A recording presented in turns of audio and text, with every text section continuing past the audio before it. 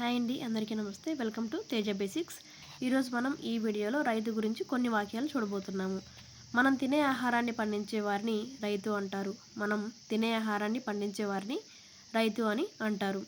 మనమందరం రైతు మీద ఆధారపడి ఉన్నాము.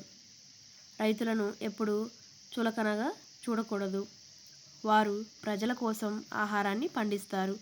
అందులో ఎంతో కష్టం ఉన్నది. ఆహార పంటలు పండించే వారినే కాక కొబ్బరి, ద్రాక్ష వంటి తోటల పెంపకం, పశువుల పెంపకం, కోళ్ళ పెంపకం, చేపలు, రొయ్యలు మొదలైన వాటిని పెంచే వారిని కూడా రైతులనే అంటారు. సాధారణంగా రైతులు తమ సొంత భూమిలోనే సాగు చేస్తుంటారు. ఇతరుల భూమిని అద్దెకు తీసుకొని కూడా చేస్తుంటారు. దాన్ని కౌలు అని, వారిని కౌలు రైతులు అని అంటారు.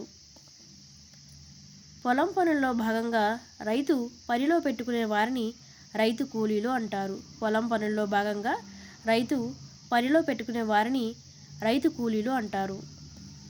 రైతు దేశానికి వెన్నెముక, అతడలిగితే లేదు మనకు అన్నమిక.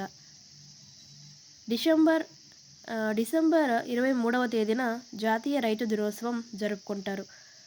చూశారు కదా ఫ్రెండ్స్, రైతు గురించి కొన్ని వాక్యాలు.